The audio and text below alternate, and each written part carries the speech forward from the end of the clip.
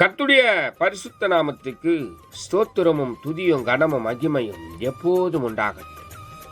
இந்த நல்ல நாளை காண செய்த தேவாதி தேவனுக்கு கொடான கோடி ஸ்தோத்திரம். கர்த்தரின் மகிமை ஆத்துமா ஆதாயம் சுவிசேஷ ஊழியத்தின் சார்பாக இன்றைய நாளுக்கான சில நிமிட தேவ செய்தி கேளுங்கள்.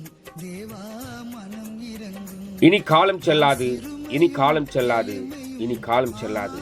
என் ஆண்டவராய் இயேசு கிறிஸ்து வரப்போகிறார். ஆயத்தமாயிருங்கள், ஆயத்தமாயிருங்கள்.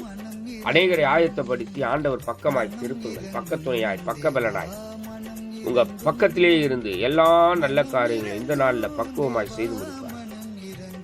விசேஷமாக யோபு 23:12.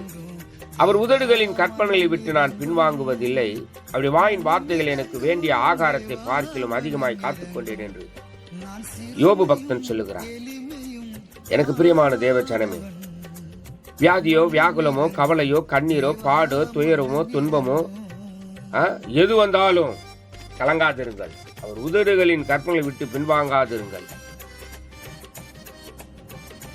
யோபு பக்தன் சொல்லும் பொழுது இப்படித்தான் சொல்லுகிறார். கவலை கண்ணீர் போராட்டம் வந்தாலும் அவர் ஒருபோதும் உங்களை விட்டு விலக மாட்டார், உங்களை கைவிட மாட்டார். எல்லாம் வரும், ஆனா நீங்க ஜெயிப்பீங்க, ஜெயித்து கொண்டே இருப்பீங்க. கர்த்தர் தாமே உங்களோடு கூட இருப்பார். அவர் உதடுகளின் கற்பனைகளை விட்டு விலகாதிருங்கள். வாயின் வார்த்தைகளை ஏற்றுக்கொண்டு பத்திரப்படுத்துங்கள், காத்துக்கொள்ளுங்கள், பத்திரப்படுத்துங்கள். பாதுகாப்பாய் கர்த்தர் உங்களை நடத்துவார். தேவ மகிமை, தேவ கிருபை ஆளுங்க உங்களோடு கூட இருக்கும். God bless you. God bless you. God bless you.